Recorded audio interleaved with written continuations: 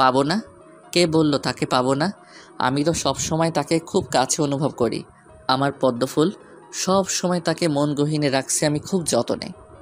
আমার না হোক, ভালোবাসতে দোষ কোথায়? রাক্ষস বংশের রাজা, তোমাকে রাজা না বলে গাধা বলা উচিত। ভাইয়া দেখো, আমি আমার আপুকে খুব ভালো করে চিনি। আপু নিজের সম্মানকে গুরুত্ব দেয় খুব। ছোট থেকে গরিব বলে খুব অপমান হয়ে আসছে। এখন নিজের সম্মান কখন ও হারাতে চাইবে না। তোমাকে বিয়ে করলেও হবে না। তুমি আপুর 5 থেকে 6 বছরের ছোট। তুই ভেবে দেখ, ছেলেরা তো জুনিয়র মেয়েদের বিয়ে করে, তাহলে মেয়েরা কেন জুনিয়র ছেলেকে বিয়ে করবে না? এই নারী পুরুষের সমান অধিকার জানিস না? বেশি বকবি না। যা, তোর বোনকে মেহেদি পড়তে বল। পদ্মফুলের মেহেদি রাঙা হাত দেখতে চাই আমি। রাক্ষস বংশের রাজা, তোমারে আমি কখনো আপুর জামাই বানাবো না। হুম, তখন তো আপু রাক্ষস বংশের রানী হবে। না, ইয়া হইতে পারে না। আশিক হু হু করে হেসে ফেলে। মাঝে মাঝে সৈকতের কথা শুনে বেচারার অবস্থা খারাপ হয়ে যায়।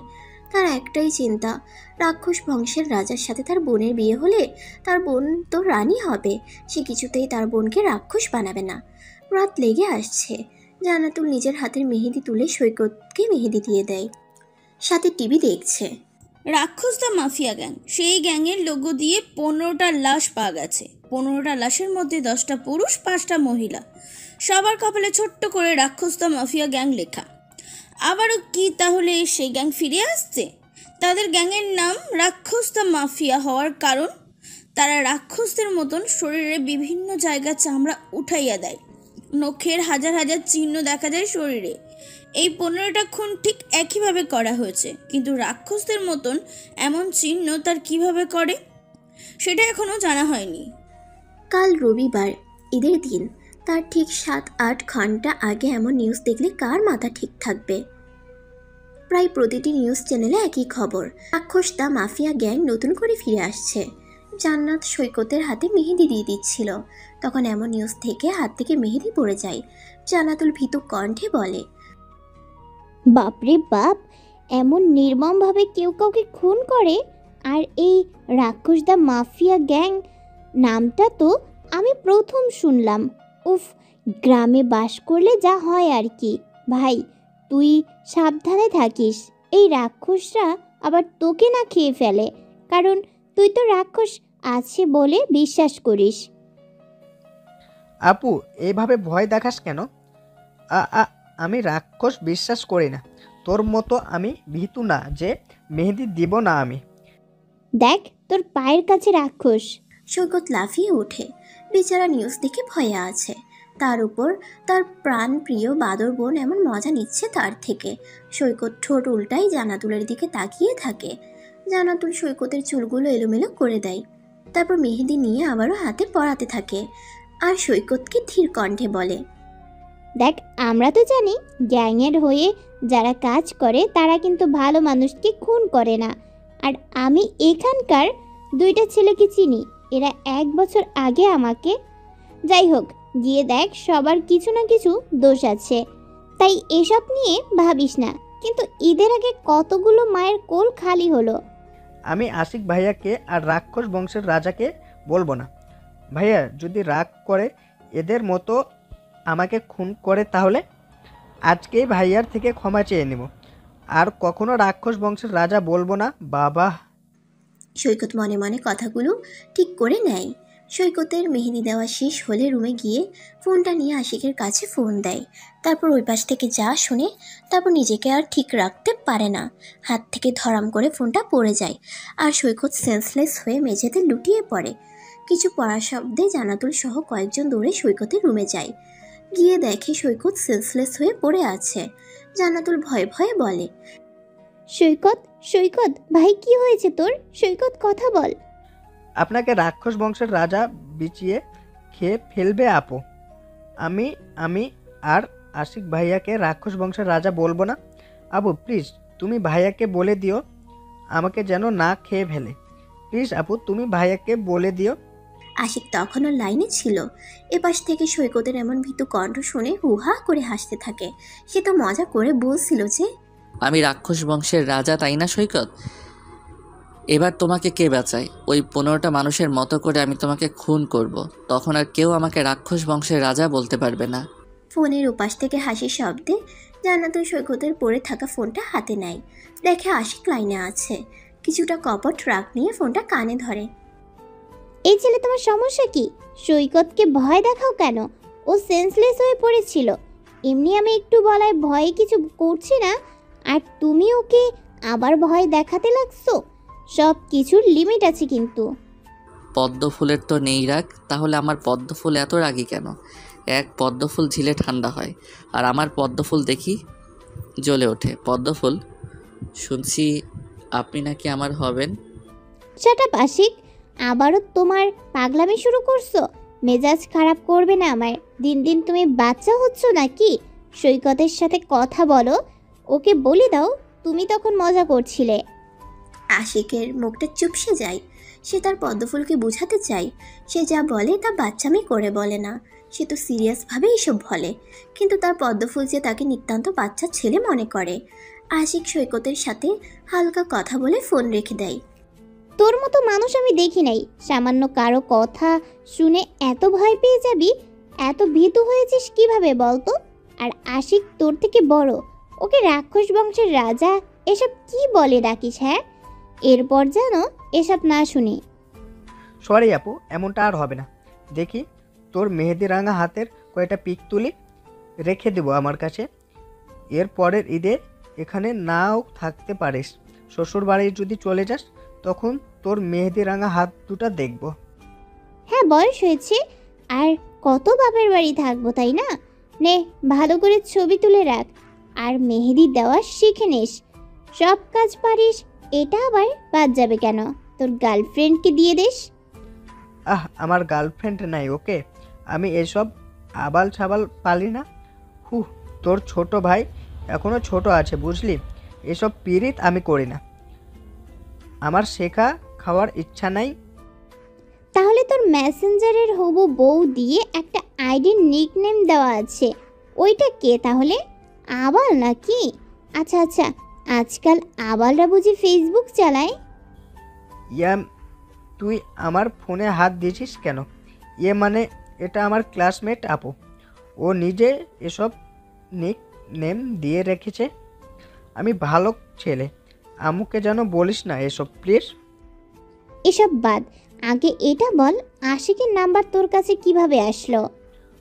ওই যে ওইভাবে। কিভাবে? যা তোর রুম থেকে। এই তো বলতে পারবো না। জান্নাতুল কিছু না বলে নিজের রুমে আসে। সৈকত পিকগুলো আশিকের আইডিতে সেন্ড করে। আশিক ফোনটা বুকে চেপে ধরে ধীরে ধীরে বলে, আমার পদ্ম ফুল, আপনি আমার না হলে আমি বড্ড বেপরোয়া হয়ে যাব। আমি যে আপনিতে আকৃষ্ট হয়ে পড়ছি, আপনি দয়া করে আমাকে রেখে দিন। আমি আপনার ভালোবাসার উষ্ণতা চাই, আপনাকে সারা জীবন কাছে পেতে চাই। আজ ঈদের দিন। সকাল থেকেই মানুষ ব্যস্ত হয়ে পড়ছে। কুরবানির ঈদ বলে কথা। গরু ছাগলকে গোসল করে মাঠে নিয়ে যায়। গ্রামে এটার সৌন্দর্য বেশি প্রকাশ পায়। সকাল 8টার সময় সানজিদ জান্নাতুলের কাছে ফোন করে। সাহিত্যিকা, ঈদ মোবারক। কেমন আছো তুমি? আলহামদুলিল্লাহ। ঘুম ভাঙছে কি আমার প্রিয় সাহিত্যিকার, নাকি বিরক্ত করলাম? আপনার সাহিত্যিকা এখন রুটি করতে ব্যস্ত, বুঝলেন সঞ্জিত সাহেব? সকাল 8টা বাজে, আর এই সাহিত্যিকা এতটা অলস না, ওকে? সকালে ঘুম থেকে উঠতে পারবে। ঈদ মোবারক সাহিত্যিকা। ঈদ মোবারক। নামাজ কখন শুরু হবে? এই তো 8:20 থেকে। সরি লেটে ঈদ মোবারক বলার জন্য। আসলে একটু আগে ঘুম ভাঙছে আমার। সারা রাত 3 ভাই মিলে আড্ডা দিয়েছিলাম, সেজন্য ঘুমাতে লেট হয়েছিল। সমস্যা নেই, আপনি তাহলে নামাজে যান আর ঈদের দাওয়াত নেন। ভাইরা মিলে চলে আসেন কেমন? আমাদের গ্রামের বাড়ি দেখে যাবেন। আজ না, ইনশাল্লাহ একদিন যাব। সেদিনটা না হয় আপনার জন্য স্পেশাল হবে, নয়তো আমার জন্য রাখি। ভালো থাকবেন। সানজিদ ফোনটা কেটে দিয়ে হালকা হাসে। সে তো বড্ড দুর্লভ হয়ে পড়ছে তার সাহিত্যিকার প্রতি। যখন শুনছে তার সাহিত্যিকা এখনো অবিবাহিত, আর কাউকে ভালোবাসে না, তখন থেকেই ছোট ছোট স্বপ্ন বুনতে শুরু করছে নিজের মাঝে। আচ্ছা, এবার কি তার ভালোবাসা পূর্ণতা পাবে, নাকি আবারও হারিয়ে ফেলবে নতুন করে? পদ্মফুল পদ্মফুল, জানাই আপনাকে নতুন দিনের শুভেচ্ছা। কাটুক ভালো সারাটা দিন আপনার, আপনার মুখের হাসিটা স্থায়ী হোক।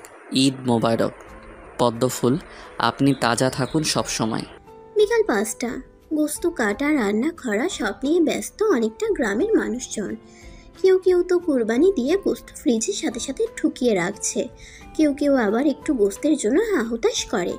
জানাতুল ওরা একটা ছাগল কুরবানি দেয়। হাতে টাকা কম এখন, সবে নতুন চাকরি, তার উপর বাবার টাকা দিয়ে সংসার যা চলে। কাজ শেষে একটু ফোনটা হাতে নেয়। মেসেঞ্জারে গেলে আশিকের মেসেজ দেখতে পাই সে। জানাতুল ছোট্ট করে রিপ্লাই দেয়। ঈদ মোবারক। কেটে যায় কয়েকটা দিন। ঈদের ছুটি শেষের দিকে জানাতুল পরিবার সহ ঢাকায় ফিরে আসে। ঢাকায় এসে একদিন কেটে যায়। ঘড়িতে সময় দেখে ভার্সিটিতে ক্লাস নেওয়ার জন্য বেরিয়ে যায় বাড়ি থেকে। আচ্ছা ম্যাম, কাউকে ভালোবাসলে তা কিভাবে প্রকাশ করা উচিত? মানে? তাকে বোঝাবো কিভাবে আমি তাকে ভালোবাসি, যাতে সে আমাকে একটু হলেও ভালোবাসে, আগলে নেয় তার করে। ক্লাস টাইমে আশিকের এমন কথা শুনে অনেক স্টুডেন্ট হাঁ হয়ে আশিকের দিকে তাকিয়ে থাকে। জানাতুল ভ্রু নাচিয়ে আশিককে দেখে, তারপর কিছুটা শাসনের সুরে বলে, এই বয়সে আবার কিসের প্রেম? আর আমি মোটেও প্রেমের শিক্ষক না, তাই একদম ক্লাসে আজে বাজে কথা বলবা না কেউ। তোমাদের না এক্সাম রুটিন দিছে? তাহলে এখন বাসায় পড়ো, পড়াশোনা ছাড়া নিজের কোনো গতি নাই। ও ম্যাডাম জি, আপনি নাকি কোনো এক ক্লাসে ভালোবাসার সংজ্ঞা দিছেন? তাহলে আপনার এই অদম ছাত্রটাকে একটু সাহায্য করলে কি হবে? নাকি আপনি চাচ্ছেন না যে আমি প্রেম করি? কোনটা? Something something. আশিকের কথায় ক্লাসরুমে হাসি রোল পড়ে যায়। জানাতুল একটা বিরক্তিকর শ্বাস ফেলে। এই ছেলেটা এত দুষ্টু কেন? কথায় পেরে ওঠা যায় না। জানাতুল একটা ধমক দিলে সবাই চুপ হয়ে যায়। আশিক ঠোঁট টিপে হেসে দেয়। তোমার পছন্দের মানুষটার মানসিকতা কেমন তার উপর নির্ভর করবে তার ভালো লাগা। সে যদি ছোট্ট বাচ্চাদের মতো ব্যবহার করে, তাহলে আইসক্রিম, চকলেট, একটু কেয়ার, তাতেই সে দুর্বল হয়ে পড়বে। আর অবশ্যই তোমার জিএফ এমন বাচ্চা মানসিকতার, রাইট? কারণ তোমার চাল চলন তো বাচ্চার মতো। ওহ ম্যাডাম, আপনি ভুল বললেন। আমার ভালোবাসার বয়স আছে, ওকে? আর সে যথেষ্ট বুদ্ধিমান। তাকে এমন উদ্ভট কাহিনীতে প্রেমে ফেলা যাবে না। আপনি আপনাকে ধরে বলেন, আপনাকে কিভাবে পটানো যাবে? আমাকে? তোমার ক্রাশ কি আমার বয়সের নাকি? তাহলে ভুল হলেও কিছু ট্রাই করো না। গিয়ে দেখো 2 বাচ্চার মা হয়ে বসে আছে, বেয়াদব ছেলে সিনিয়রদের উপর ক্রাশ খাও, আবার আমার থেকে টিপস চাচ্ছ। How funny! ধুর ম্যাম, আপনিও না আপনার থেকে যা শুনতে চাইছি তাই বলেন, নয়তো ভাববো আপনি হিংসে করছেন। আমি যেন প্রেম করতে না পারি সেটার জন্য এমন করছেন। আমাদের মতো মেয়েরা দ্বিতীয়বার প্রেমে পড়ে না, কারণ তারা এই জগৎ থেকে সরে আসছে। তোমার কি মনে হয় 23-24 বছরের একটা মেয়ে প্রেম না করে সময় পার করছে? তবে হ্যাঁ, তার অতীত ভুলিয়ে তাকে হাসতে শেখাও, বুঝতে শেখাও অতীত স্বপ্না বর্তমান নিয়েও ভাবতে হয়। বাই দ্য ওয়ে, আমি এসব বিষয়ে জানি না, সরি। তাহলে আমার পদ্মফুলও কারো প্রেমে পড়ছিল? তাহলে আমি কি তার দ্বিতীয় ভালোবাসা? আচ্ছা, পদ্মফুল কি সত্যি আমার কখনো হবে, নাকি আড়ালে ভালোবেসে যাব তাকে? আমার কি ভাগ্য হবে পদ্মফুলকে নিজের করে নেওয়ার? আশিক, কি ভাবছো? বসে পড়ো, কিছু পড়ার দাগ দিয়ে দেই আমি। তোমাদের তো আর কিছুদিন পর এক্সাম। ক্লাস শেষে জান্নাতুল বাইরে গিয়ে সানজিদের সাথে কিছুক্ষণ গল্প করে, আবারও অন্য ক্লাস নিতে চলে যায়। আচ্ছা সাহিত্যিকা, কখনো সাহিত্যের প্রেমে পড়েছেন? বা সাহিত্যের কোনো চরিত্রের প্রেমে? এমন কোনো চরিত্র আছে যেটা আপনার বিরক্ত লাগে? আপনি ভাবেন এই উপন্যাস আপনার জীবনে না আসলেও পারত, সেই উপন্যাস বা না পড়লেও আপনি খুশি হতেন। ক্লাস শেষে সানজিদ আর জান্নাতুল হাঁটছিল। তখন সানজিদের কথায় জান্নাতুল কিছুক্ষণ কিছু ভেবে দেখে, তারপর চোখটা হালকা কুঁচকে নেয়। অবশ্যই এক মিথ্যা উপন্যাস সাজিয়েছিল কেউ, সেই উপন্যাসের নায়িকা ছিলাম আমি। উপন্যাস শেষ, নায়ক হারিয়ে গেল নায়িকার জীবন থেকে। মাঝে মাঝে ভাবি সেই উপন্যাস আমার না হলেও পারত, তবে মাঝে মাঝে এটাও ভাবি সেই উপন্যাস আমার জীবনে অনেক কিছু শিখিয়ে গেছে। কখনো প্রেমে পড়েছেন সাহিত্যিকা? ভালোবেসেছেন কাউকে? জানেন ভালোবাসা এত সহজ না। হুট করে কারো প্রেমে পড়া আর ভালোবাসার মধ্যে অনেক তফাৎ আছে। আমরা সহজে প্রেমে পড়ি, কিন্তু গভীরে গিয়ে ভালোবাসা খুঁজি না। আরে সঞ্জিত সাহেব, আপনি তো দেখি ইমোশনাল হয়ে পড়ছেন। শোনেন সঞ্জিত সাহেব, ভালোবাসার কোনো সংজ্ঞা হয় না, বুঝলেন? সব ভালোবাসা তো সবার মতো করে প্রকাশ করা যায় না, তাই তো সব ভালোবাসা কি আর পূর্ণতা পায়? জান্নাতুলের কথার পিঠে কথা বলতে সঞ্জিত বেশ কিছুক্ষণ সময় নেয়। সঞ্জিত কিছু বলবে তার আগে আশিক দৌড়ে জান্নাতুলের পাশে এসে দাঁড়ায়।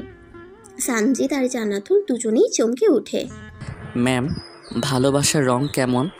ভালোবাসা কি ওজন করা যায়? আচ্ছা, তাকে কিভাবে বোঝাবো যে আমি তাকে কতটা ভালোবাসি? হৃদয়ে চিরে তো আর দেখানো যাবে না। তাহলে কিভাবে কি করা যায় বলুন তো? এক কাজ করো ভাই আমার, বুকে তার নাম লিখে রাখো। বুক চিরে নাম লিখছিস দেখে সে এমনি উতলা হয়ে পড়বে তোর উপর। সামনে থেকে সরো, অসহ্য পাগলদের মতো কথা বলো কেন? জান্নাতুল রেগে কথাটা বলে। আশিক হালকা হেসে সেখান থেকে চলে যায়। জান্নাতুল কি জানে তার এই কথার জন্য কি ঘটতে পারে। সঞ্জিত ভ্রুকুচকে আশিকের যাওয়া দেখে। আজকাল সে আশিকের মনোভাব বুঝতে পারে না। জান্নাতুল বিড়বিড় করে বলে, ভালোবাসার কোনো রং নেই, কারণ ভালোবাসা তো সব সময় রং বদলায়। তবে আমার মতে ভালোবাসার রং সাদা হওয়া উচিত। সাদা, কারণ সবার আগে মানুষটার মন সর্বদা সাদা হওয়া প্রয়োজন, যাতে তার মনে কোনো কাদা না থাকে আর না রং বদলায়। সঞ্জিত সবটাই শুনতে পায়, তবে কিছু বলে না। দুজন বাড়ির উদ্দেশ্যে ভার্সিটি থেকে বেরিয়ে পড়ে। হৃদয়ে একটা নাম লিখে দে তো দোস্ত। কার নাম? পদ্মফুল। খুব সুন্দর করে লিখবি কেমন? যদি আমার পদ্মফুলের কিছু হয় তাহলে খুব খারাপ হবে তোর সাথে। আমার পদ্মফুল যেন কষ্ট না পায়। আশিকের এক ফ্রেন্ড শরীরে ট্যাটু করে দেয়। আশিক বিকেলে তার ফ্রেন্ডের কাছে যায়, গিয়ে নিজের শরীর থেকে পাঞ্জাবি খুলে তার ফ্রেন্ডের সামনে বসে। রনি ভ্রুকুচকে তাকায়। আশিকের মনোভাব সে বুঝতে পারছে না। আশিক আবারও বলে, সময় নিয়ে লিখে দিবি কেমন? কারণ আমার পদ্মফুল আমার কাছে অনেক স্পেশাল। তার মাঝে কোনো খুঁত নাই। তাকে নিখুঁতভাবে লিখে দে আমার এই বুকে। তুই প্রেমে পড়ছিস? হ্যাঁ, গভীরভাবে প্রেমে পড়ছি আমি। কি ভাবিকে দেখাবি না? তুই তোর কাজ কর। রনি আর কিছু বলবে তার আগে আশিক ছাড়ি মেরে তার কাজ করতে বলে। রনি প্রায় ঘন্টা দুয়েক সময় নিয়ে আশিকের বুকে ছোট্ট করে আমার পদ্মফুল লিখে দেয়।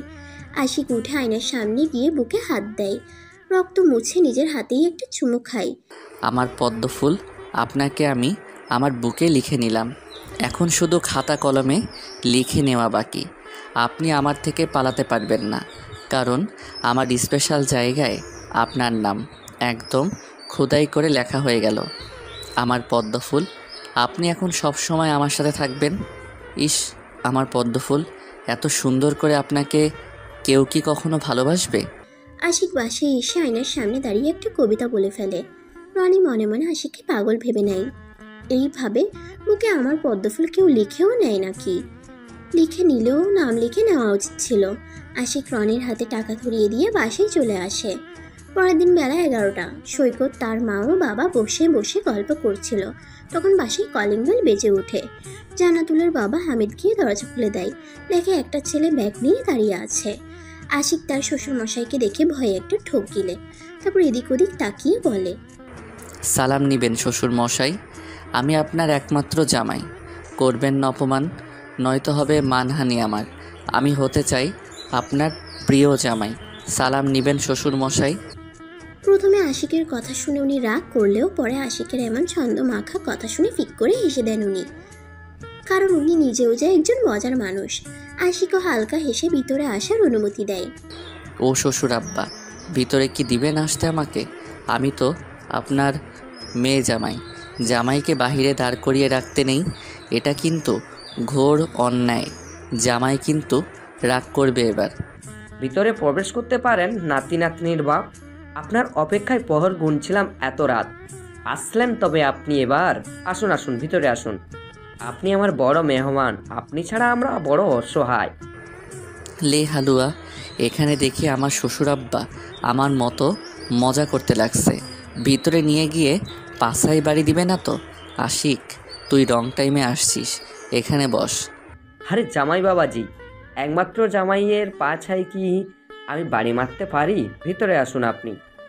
আপনার জন্য অপেক্ষায় প্রহর গুনছিল আপনার পদ্মফুলের আম্মাজান। আসুন, আপনাকে মারবো না আমি। আমি আপনার মতো ভালো শ্বশুর আব্বা। সালাম নিবেন আমার পদ্মফুলের আম্মু। আপনার জামাই আমার মতো একটা মেয়ে জামাই আশা করে। আপনার জামাইকে কি খাইয়ে মানুষ করেছেন শাশুড়ি মা? দারুণ মানুষ দেখি, মনে হয় আমার শ্বশুর হবেন, সেজন্য আমার মতো হয়েছেন উনি। চুপ করবা তুমি?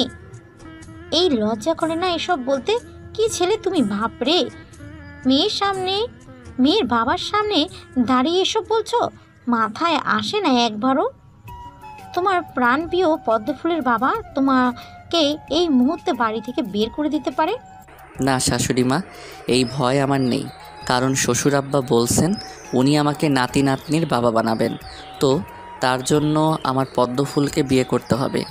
আর এর মানে এটাই যে আমার পদ্মফুলের বাবা আমাকে জামাই হিসেবে মেনে নিছে। আশিক, বসো। আমি তোমার ব্যাপারে শুনছি বাবা, কিন্তু তুমি জেনে বুঝে ভুল পথে হাঁটতে আসছো কেন? তুমি জানোই তোমার থেকে জান্নাতুলের বয়স বেশি। আর আসল কথা, তোমার পদ্মফুল এখন তোমার শিক্ষক হন। বেয়াদবি মাফ করবেন শ্বশুর আব্বা, আপনার মেয়েকে আমি অজান্তে ভালোবেসে ফেলেছি। আপনার মেয়েকে আমার ভালো লাগে নাই, বরং ওনাকে না দেখলে আমার রাতটা না ঘুমিয়ে কাটে। আপনার মেয়ে আমার সিনিয়র, তবে ভুলে যাবেন না আমাদের প্রিয় নবী সাল্লাল্লাহু আলাইহি ওয়াসাল্লাম তিনিও বয়সের বড় মেয়েকে বিয়ে করছিলেন। তুমি সেই বিষয়ে এখানে তুলে পাপ করো না। তুমি কি নবীর মতো হতে পারবা? তাই আমাদের কথায় কথায় ওনার সাথে নিজের তুলনা দেওয়া উচিত হবে না। তুমি আসছো, খাওয়া দাওয়া করে চলে যাবা, বেশ। ভালো শ্বশুর থেকে দেখি দজ্জাল শ্বশুর হয়ে যাচ্ছেন। ইহা আমি মানতে পারছি না শ্বশুর আব্বা, মাফ করবেন। আর এটা নেন, হবু বউয়ের বাড়িতে একটু মাংস দিতে হয়। হ্যাঁ, ভুলেও ভাববেন না দয়া করছি, আমার লজ্জা করে। শ্বশুর বাড়ি মাংস না দিলে তো খারাপ দেখাবে। আল্লাহ, এসব কি আশিক? বাবা, তুমি কি বড় হবে না? এসব কেন আনছো? যাও এখনই এইসব নিয়ে বাসায় যাও। তোমাকে না এখানে আসতে বারণ করছি, আর কখনো এখানে আসবে না। আশিক আর কিছু বলে না। এখন এতটা এদের রাগিয়ে দেওয়া উচিত হবে না, সেজন্য সালাম দিয়ে বাড়ি থেকে বেরিয়ে পড়ে। আশিকের এমন ভদ্রতায় কিছুটাই অবাক হয় হামিদ ইসলাম, তবে বিড়বিড় করে পাগল বলে নিজের রুমে যায়। আমার পদ্মফুল সারা রাত রক্তক্ষরণ হয়েছে আমার বুকে, আজ আপনি আবার নতুন করে আঘাত করলেন। এ তো বড্ড অন্যায় পদ্মফুল, এই বুকে যে তীব্র ব্যথা। দুপুর 3টা, জানাতো বাসে যাওয়ার জন্য গেট দিয়ে বের হচ্ছিল, তখন আশিকের সামনে পড়ে যায় সে। আর তাড়াহুড়া করতে গিয়ে জানাতুলের মাথাটা গিয়ে আশিকের বুকে বাড়ি খায়। আশিক হালকা চিল্লিয়ে ওঠে। কালকে ট্যাটু করেছে, সেটার ব্যথা এখনো আছে, আর হালকা তো এখন রক্ত বের হচ্ছে। জান্নাতুল নিজেকে ঠিক করে বলে, সরি আশিক, তোমার পাঞ্জাবিতে রক্ত কেন? দেখি এইদিকে আসো। সামান্য মাথা লাগার জন্য কি বুক থেকে রক্ত বের হবে?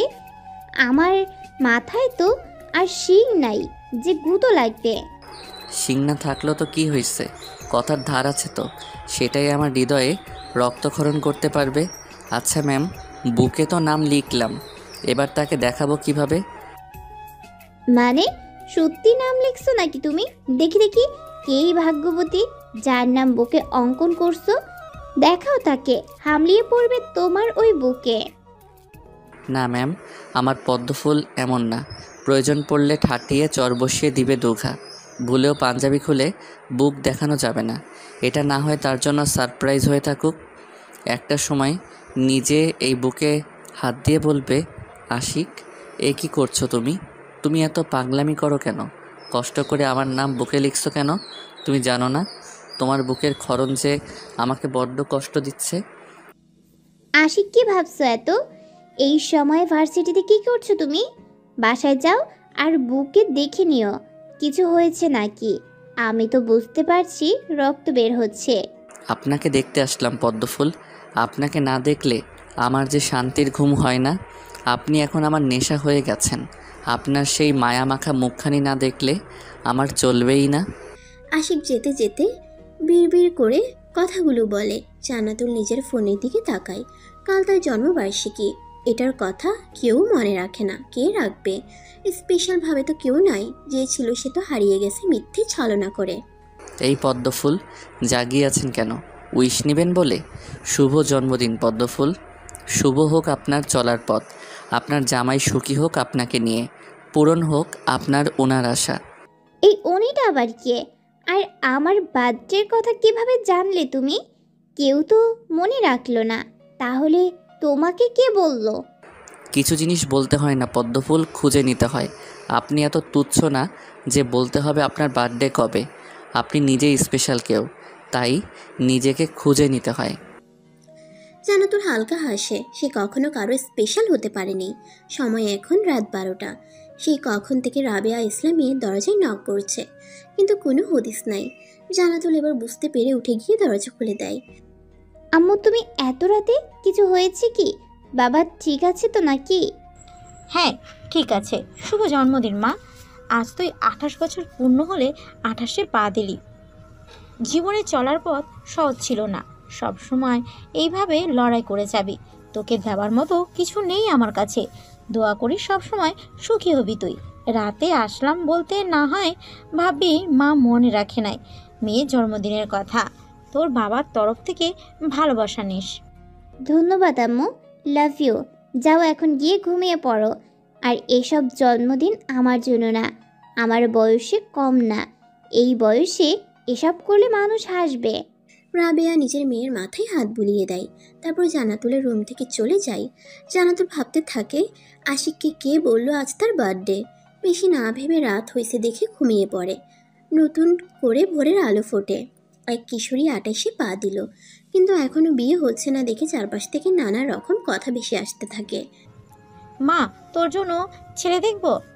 জান্নাতুল মায়ের কথায় বিরক্ত হয়ে বলে, দেখো আম্মু, অন্যের কথায় কান দিও না প্লিজ।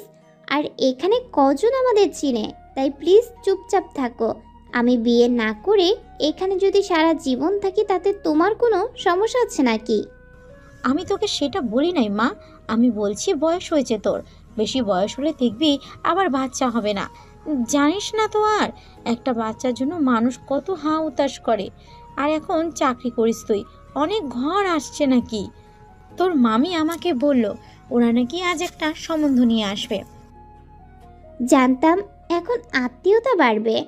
এখন যে জব করি এর আগে তো কখনো খোঁজ নেওয়ার প্রয়োজন মনে করো নাই। তা তোমার ভাই বউ এখন ভালো হলো নাকি? আগে তো আমাকে দেখলে নাক ছিটকানো শুরু করতো। এসব বলতে নেই মা, তোর মামি হয়। সবার মামি কি ভালো হয় বল? আমি কি করব সেটা বল। বিয়ের জন্য তো প্রস্তাব নিয়ে আসবে। আজকে বাসা থেকে তাড়িয়ে দিবা, কিভাবে দিবা জানি না আমি। আর বললাম মেয়ে এখন বিয়ে বসবে না। যদি জেদ ধরে তাহলে বলবে মেয়ে কখনো মা হতে পারবে না। সো তারা এমনি থেকেই বিয়ে ভেঙে দিবে। চাকরি পেলাম 1 বছর যাক, তারপর না হয় বিয়ে করব। আমি যে কি জন্ম দিয়েছি এখন নিজেই বুঝি না। আশিক ঠিকই বলে, এক একটা জেদের রানী হয়ে বসে আছে। আশিক মানে? আরে না কিছু না, যা আজকে আমি রান্না করি। কত বছর থেকে রান্না করি নাই যে নিজে ও জানি না। তোরা ভাই বোন আমাকে তো রান্না করতে দাস না। করো, তোমার ভাইয়ের বউকে রান্না করে খাওয়ানোর ইচ্ছে আমার নাই। আর খাও তোমরা, আমি আজ বাসায় লেট করে আসবো।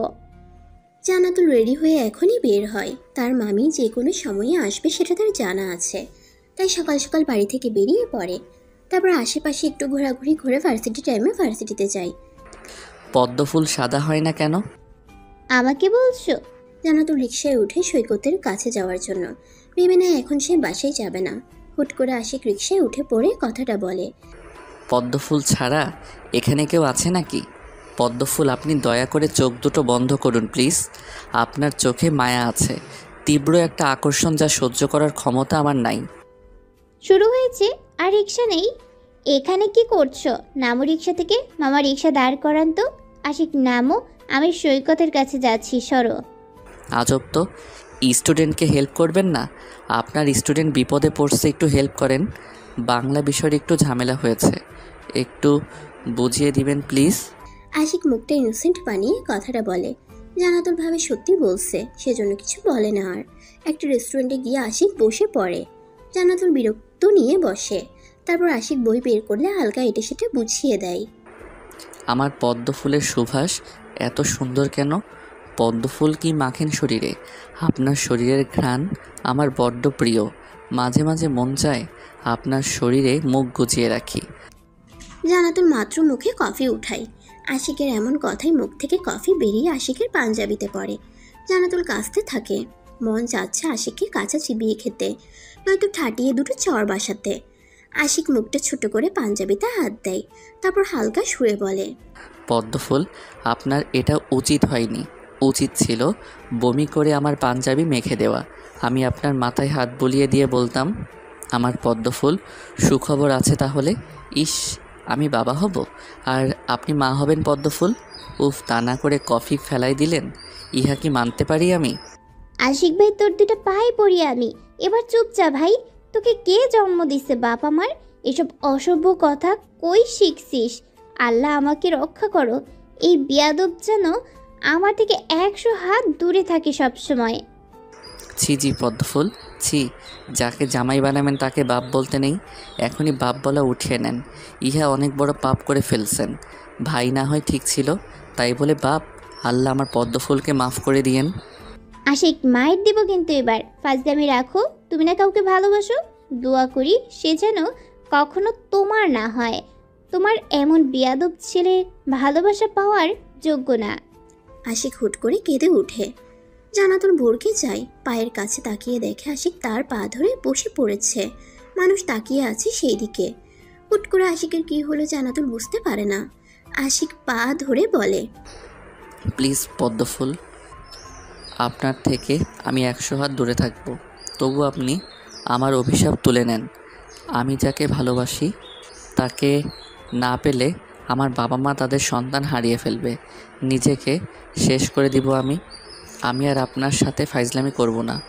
তবু প্লিজ দোয়া করে দেন, আমি যাকে ভালোবাসি সে যেন আজীবনের জন্য আমার হয়। আশিক, পা ছাড়ো। আমি মজা করে বলছি। মানুষ দেখছে কি করছো তুমি। না, আগে আপনি আপনার অভিশাপ তুলে নেন, নয়তো আমি পা ছাড়ব না কিছুতেই। আচ্ছা আচ্ছা আশিক, আমি আমার অভিশাপ তুলে নিলাম আর দোয়া করে দিলাম তুমি যাকে ভালোবাসো তাকেই যেন নিজের করে পাও আর খুব সুন্দর করে একটা জীবন উপহার পাও। 4 বাচ্চার বাপ হও। জান্নাতুল কথাগুলো বলে হেসে ওঠে। আশিকের ভয় দেখে তার বড্ড হাসি পাচ্ছে। আশিক পা ছেড়ে উঠে পড়ে। এখন তার ভালো লাগছে। তার পদ্মফুল নিজেই তাকে দোয়া দিচ্ছে। সে নিশ্চয়ই এবার 4 বাচ্চার বাপ হয়ে ছাড়বে। আশিক নিজের বুকে হাত দিয়ে বলে, বাহ আশিক বাহ, তোর পদ্মফুল না চাইতেও নিজের জামাইকে দোয়া করে দিচ্ছে। এবার তোকে 4 বাচ্চার বাবা হওয়া থেকে কেউ রক্ষা করতে পারবে না। পদ্মফুল, 4 বাচ্চার মা হওয়ার জন্য তৈরি থেকো। আশিক বিড়বিড় না করে যাও এখান থেকে। এখানেই সন্ধ্যা লেগে গেল। সৈকতের কাছে যাব আমি একটু। চলেন, আমি এগিয়ে দিয়ে আসি। আর ফাইজলামি করব না ম্যাম। ম্যাম হচ্ছে বউ, থুকু কইতাম না যাক। আশিকের সাথে জান্নাতুল সৈকতের কাছে যায়। জান্নাতুল এখনও জানে না সৈকত আশিকদের দোকানে কাজ করে। হুট করে জান্নাতুলের নাক ফুলের কথাটা মনে হয়। আশিকের দিকে তাকিয়ে ঠিক কণ্ঠে বলে, আশিক। ইস, এইভাবে কেউ ডাকে নাকি? মনে হলো আমার বউ ডাকে। আশিক, কই গো তুমি? চুপ পাগল ছেলে একটা। তুমি আমাকে মিথ্যা বলছিস কেন? এটা তো সাধারণ একটা নাকফুল না, ডায়মন্ডের নাকফুল। আমি তোমার শিক্ষক ছাড়া আর কেউ হই না। তাহলে এই নাকফুল দেওয়ার মানে কি? আমার টাকা বেশি হয়েছিল তো কাউকে দেওয়ার মতো পাচ্ছিলাম না, তাই মন চাইছে আপনাকে দিয়ে দিছি। যদি ভালো না লাগে তাহলে খুলে ফেলে দিয়েন। তুমি রাগ দেখাচ্ছ কেন? অদ্ভুত ছেলে তো। তোমার সাথে ভালো ব্যবহার করাই আমার ভুল হয়েছে। এই নাও তোমার নাকফুল, তুমি পরো। জান্নাতুল নাকফুল খুলে আশিকের হাতে ধরিয়ে দেয়। আশিক আকস্মিক থ মেরে যায়। এটা কি হলো? চোখের পলকেই জান্নাতুল কেটে পড়ে। আপু, তুই এখানে কি করিস? বাসায় মামি আসছে, সেই জন্য তোর কাছে আসলাম। একসাথে বাসায় ফিরবো। আমি এখানে থাকলে কি কোনো সমস্যা হবে? আরে না, বাহ হিমি, তুমি বিয়ে করবে না বলে বাসা থেকে পালিয়ে আসো? তুমি সত্যি বাচ্চা মেয়ে নাকি? তোমাকে জোর করে বিয়ে দিতে পারবে না, অথচ বাসা থেকে পালিয়ে আসো। হিহ। চুপ যা, হাসানও এখানে। ব্যাপার কি? আর তোর স্যার কে রে? এইটা কার দোকান? একটু ছুটি দিলে ছুটি নে, তোকে সাথে নিয়ে ঘুরতাম একটু। সৈকত যাও, আজকের মতো আর দোকানে থাকতে হবে না, আমি না হয় থাকবো। আমার শিক্ষক যখন তোমাকে এখন চায়, তাহলে শিক্ষকের কথা তো অমান্য করতে পারি না। পিছন থেকে আশিক কথাটা বলে ওঠে। জান্নাতুল বিরক্ত হয়, এই ছেলেটা সব জায়গায় কিভাবে আসে। সৈকত হেসে উঠে পড়ে, তার মনে এখন ঝড় উঠছে। ইস, বড় বোনের সাথে ঘুরবে কতদিন পর। সৈকত দোকান থেকে উঠে এসে জান্নাতুলের সাথে হাঁটতে লাগে।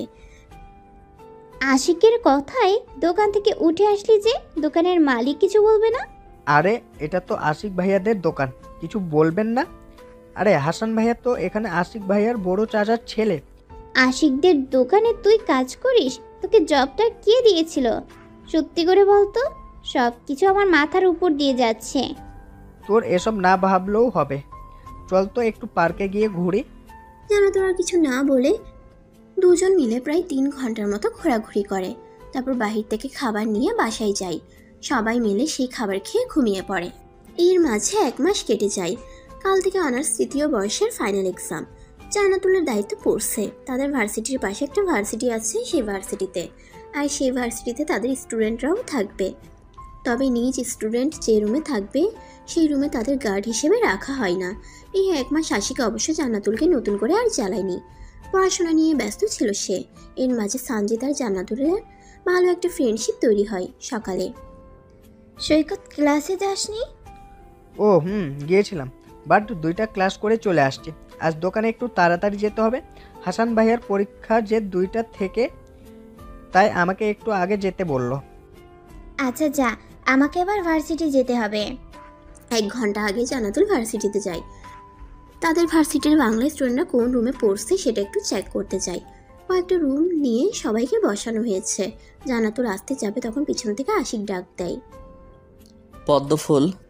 সবাই আশিকের দিকে তাকাই দেখে। আশিক জিভে কামড় দিয়ে আবার পুনরায় বলে, ম্যাম একটু এদিকে আসবেন? কি হয়েছে? কি সমস্যা? এক্সাম হলে কি শুরু করছো? ভালোভাবে এক্সাম দিবা, এদিক ওদিক তাকিয়ে দেখার চেষ্টা করবে না ভুলেও।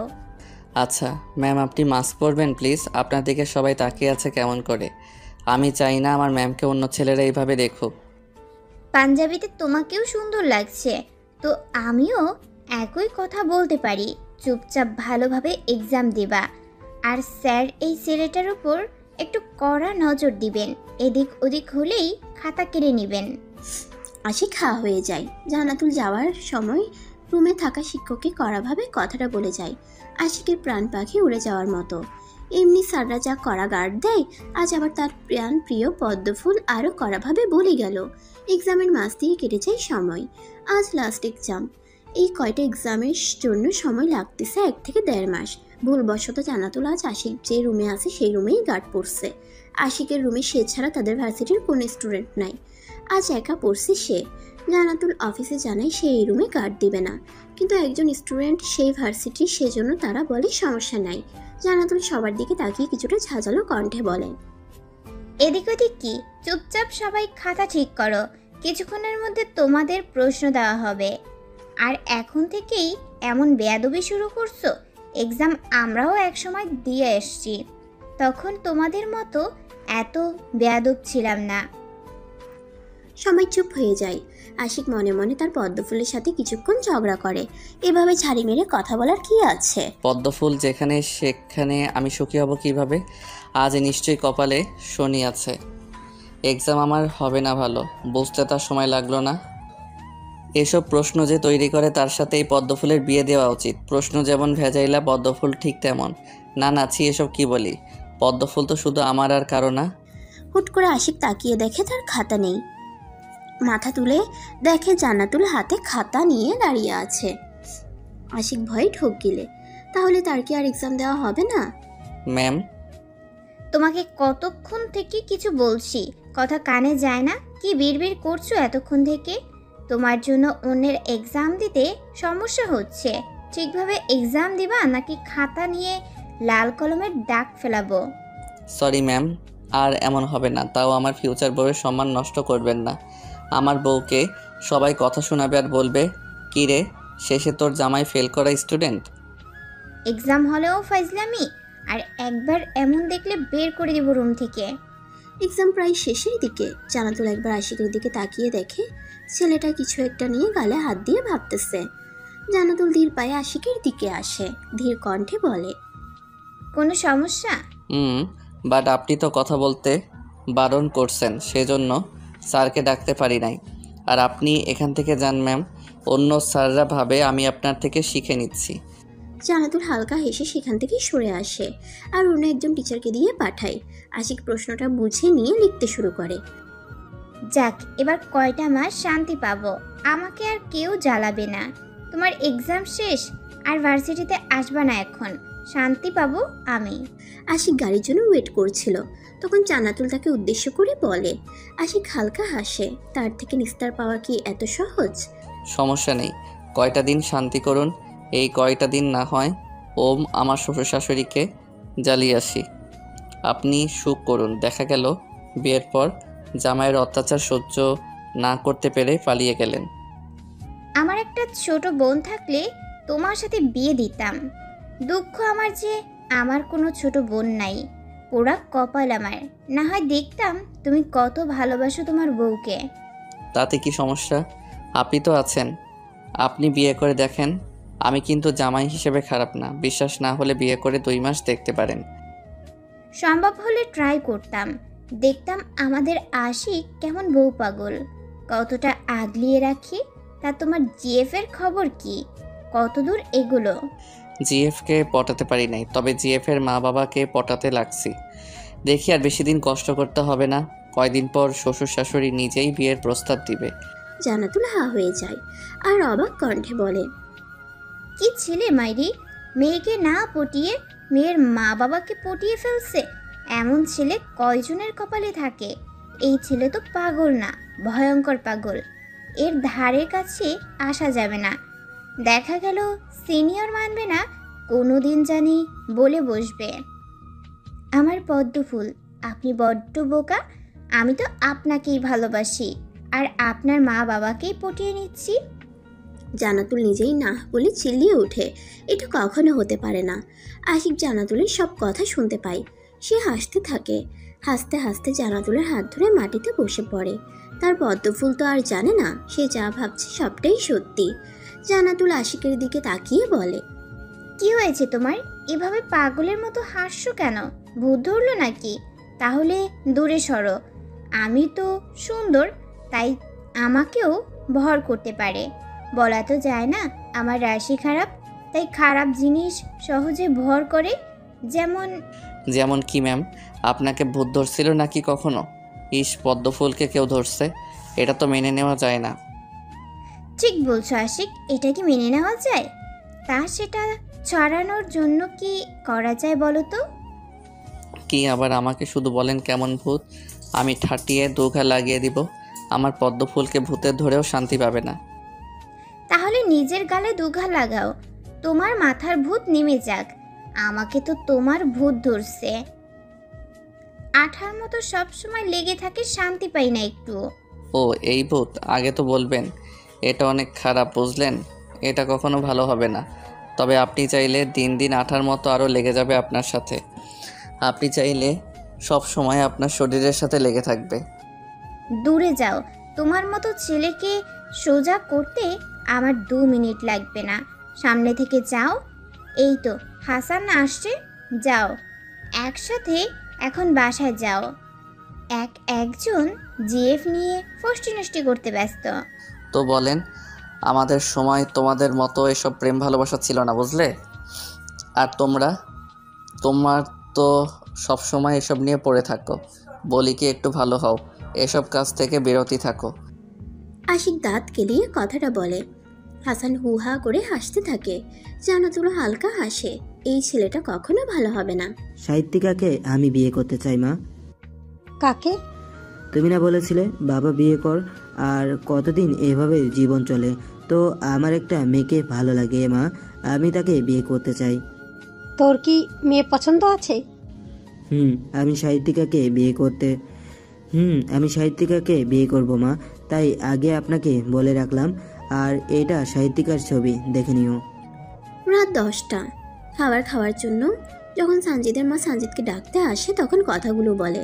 সানজিদ তার মাকে কিছু বলতে না দিয়ে রুমের বাইরে যায়। মহিলাটা অবাক হয়ে সানজিদের যাওয়া দেখে, তবে খুশি হয় ছেলে এতদিন পরে হলেও নিজেকে স্বাভাবিক করতে পারছে। তিনি ছবিটা এক পলক দেখে বলে, মাশাআল্লাহ, আমার ছেলে পছন্দ আছে দেখছি। অবশেষে আল্লাহ আমার ছেলের দিকে মুখ তুলে চেয়েছে। কেটে যায় সেদিনের রাতটা। নতুন সকালের দেখা মিলে নতুন করে আজ থেকে ভার্সিটিতে ক্লাস নিতে হবে। জান্নাতুল নিয়ম মতো ভার্সিটিতে যায়। ক্লাস শেষে সানজিদের কাছে যায়। সানজিদ জান্নাতুলকে দেখে বলে, সাহিত্যিকা, তোমার তো খবর নাই, তা কেমন আছো? অনেকদিন পর দেখা হলো। আমি তো অন্য ভার্সিটিতে গার্ড দিলাম। এই তো ভালোই আছি, তুমি কেমন আছো? আমিও ভালো। তা বিয়ে করবে না নাকি? বিয়ের ব্যাপারে কি ভাবছো? বিয়ের জন্য এত তাড়া নাই, ভাবছি চাকরির 1 বছর কেটে যাক, তারপর বিয়ে করব। বয়সের ছাপ তো চোখ মুখে ফুটে উঠতেছে। খাওয়া দাওয়া করো না নাকি? না, হ্যাঁ, আগে কত সুন্দর ছিলে, এখন মনে হচ্ছে তোমার বয়স সত্যি 27-28 বছর। আগে তো মনে হতো 23-24 বছর। ও আমি যেমন তেমনি আছি। আমাকে হুট করে কেউ দেখলে ভাববে আমার বয়স কম, কিন্তু একটু ভালোভাবে লক্ষ্য করলে বুঝবে আমার বয়স আছে। তুমি হয়তো এবার আমাকে লক্ষ্য করছো। হতে পারে। আচ্ছা সাহিত্যিকা, তুমি এত সুন্দর কেন? তোমার সৌন্দর্য বর্ণনা করার মতো না। তোমাকে তোমার লেখিকা এত সুদর্শনভাবে কেন আখ্যান করেছে? কী সব বলো? আমাকে নিয়ে আবার কে লিখবে যে আমি সেখানে অতিরিক্ত সুন্দর হব? কি যে বলো না, তোমার কথা বলো। বিয়ে শাদী কবে করবা? বয়স কিন্তু তোমার কম না। আমার তো 29 চলে, কিন্তু তোমার তো 30। ছেলেদের বয়স এটাই কিছু না, 35 বছরেও তারা বিয়ে করতে পারে, কিন্তু তুমি? আমার কি? মেয়েদের কিন্তু 20-25 বছরের ভিতর বিয়ে করা উচিত। সেই বয়সটা তাদের জন্য উত্তম। তার থেকে উত্তম যখন তারা প্রথম প্রেমে পড়ে, ঠিক সেই সময় বিয়ে দেওয়া। সেই হিসাবে মেয়েদের 15 বছর ও ছেলেদের 19-20 বছর বয়সে বিয়ে করা উচিত। সঞ্জিত সাহেব, তাহলে আপনি 2 সন্তানের বাবা হতেন, আর আমি তো সেই বয়সে বিয়ে করলে 4 সন্তানের মা হতাম। আর হাসিও না। এইভাবে তোমার মুখের হাসিটা বজায় রেখো সাহিত্যিকা। আপনার এই হাসিটা অনেক মূল্যবান। সাহিত্যিকা, আপনি সত্যি ভাগ্যবান। আপনি যাকে পাবেন, দেখে নিন, আপনাকে সে বড্ড বেশি ভালোবাসবে। তুমিও না কি যে বলো, মাঝে মাঝে আপনি আবার কখনো তুমি করে বলো। দেখো না আমার জন্য বর খুঁজে পাওয়া যাবে কিনা। বয়স আমার কম না, এই বয়সের মেয়েদের বিয়ে হয় না বুঝলে। তবে বিয়ে হলেও দেখবা 4 বাচ্চার বাপের সাথে হবে। সব সময় 4 বাচ্চা বলো কেন? 4টা সন্তান নেওয়ার ইচ্ছা আছে নাকি সাহিত্যিকা? সঞ্জিত অবাক কণ্ঠে কথাটা বলে। জান্নাতুলও এবার খেয়াল করে সে সব সময় 4টা সন্তানের কথা বলছে। কিন্তু কেন? 1 বাচ্চার বা 2 বাচ্চার বাপও হতে পারে। তাছাড়া আজকালকে 4টা সন্তান নেয়, কেউ তো একটা নিয়ে আর নেয় না। জান্নাতুল মুখটা ইনোসেন্ট বানিয়ে বলে, জানি না, মনে হয় 4 বাচ্চার মা হব আমি। কেমন জানি 4 বাচ্চার মুখ আসে সব সময়, বুঝি না এমন হয় কেন। যাই হোক, বললে না যে কবে বিয়ে করছো? যখন বিয়ের কথা উঠবে তখন সবার আগে তুমি জানবে সাহিত্যিকা। আজ তাহলে বাসায় যাও, সাবধানে থাকবে সাহিত্যিকা। যাক, কারো কাছে তো স্পেশাল হলাম, একটু ভাব নিতে হয়, কি বলো? তোমার বিয়ের কথাটা আমি আগে জানবো সঞ্জিত সাহেব। আপনার সাহেবা না জানি হিংসে করে আমাকে, কারণ তার আগে তার বিয়ের খোঁজ আমি জানি। তুমি কবে বিয়ে করছো সাহিত্যিকা? এই তো যেদিন আমার বিয়ের ফুল ফুটবে। আমার না বড্ড হিংসে হয় জানো। আমার খুব ইচ্ছে ছিল বিয়ে করব, সুন্দর একটা সংসার হবে, আমার একটা বাচ্চা হবে, আমি আমার সন্তান আর আমার আমার হাজবেন্ড মিলে অনেক ঘুরবো, কিন্তু সেই ভাগ্য আমার হয়নি। টাকার কাছে হেরে গেলাম। তোমার বিয়ে করার খুব ইচ্ছে নাকি? তো বিয়ে করো নাই কেন এতদিন? হ্যাঁ, আমার খুব ইচ্ছে ছিল ইন্টার শেষ করেই বিয়ে করব, যাতে আমার প্রথম ভালোবাসা আমার জামাই হয়। দ্বিতীয়বার কাউকে ভালোবাসতে পারবো না সেই জন্য। তবে বিয়ে হতো, ঠিকই হতো, কিন্তু তার পরিবার আমাকে গ্রহণ করে নাই।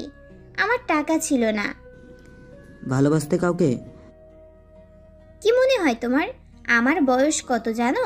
29 চলে। তো এই বয়সে কাউকে ভালো না বেসে থাকা যায়?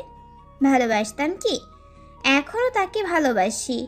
আমার প্রথম ভালোবাসা সে। ভালোবাসা তো তার থেকেই শেখা আমার। আচ্ছা, তো তোমার কি বিয়ে করার ইচ্ছে নেই তাহলে? কারণ ভালো তো এখনো বাসো তাহলে। সে তো বিয়ে করছে, সংসার করছে, একটা সন্তানের বাবাও হয়েছে। আমি তোমার কথা বলছি। ইচ্ছে ছিল খুব, বিয়ে করার ইচ্ছে আমার অনেক। সেজন্য তো ইন্টার শেষে নিজেই নিজের বিয়ের কথা বলছিলাম। যত ছেলেপক্ষ আসছে সবার কাছে টাকার জন্য হেরে গেছিলাম। নিম্নবিত্ত ছেলেটাও সর্বনিম্ন 2 লক্ষ টাকা চায়, কিন্তু সেটাও আমাদের কাছে ছিল না তখন। এখন কি বিয়ে করবে না? জান্নাতুল হালকা হাসলো। ছেলেটা তার থেকে বিয়ে করবে কিনা সেটার উত্তর শোনার জন্য মরিয়া হয়ে উঠছে। জান্নাতুল মুচকি হেসে দেয় আর কিছুটা আফসোসের সুরে বলে, সব ইচ্ছা কি আর পূর্ণতা পায়? তাকে হারিয়ে ফেলার পর ভেবেছিলাম কখনো বিয়ে করব না, কিন্তু ইচ্ছে হয়তো আমার পূর্ণ হবে না। জান্নাতুল সেখান থেকে চলে যায়। সানজিদ ভাবতে থাকে এটার মানে কি। পরক্ষণেই বুঝতে পারে তার সাহিত্যিকা বিবাহ বন্ধনে আবদ্ধ হতে চায়। সানজিদ বিড়বিড় করে বলে, আর দেরি করব না সাহিত্যিকা, আমি আপনাকে অতি শীঘ্রই মিসেস সাহিত্যিকা বানিয়ে দেব। কথা দিলাম আমি আপনাকে খুশি হব। দিনটা এভাবেই কেটে যায়। প্রায় রাত 10টার সময় আশিক হামিদ ইসলামের কাছে ফোন দেন। ও শ্বশুর, আপনার মেয়েটাকে একটু আমার রুমে থাকার ব্যবস্থা করে দিন না। একা একা এত বড় খাটে কীভাবে ঘুমাবো? মাঝরাতে ঘুমটা ভেঙে যায়, বুক ব্যথা করে, হুট করে হাত বেডের পাশে যায়। আর কি মনে হয় জানেন? কি? আনমনা হয়ে অবাক কণ্ঠে বলে ওঠে। আশিক ফোন করে যা বলা শুরু করছে তাতে হামিদ ইসলামের নিজের বুকে হাত দেয়। তার শরীর ঘামতে থাকে।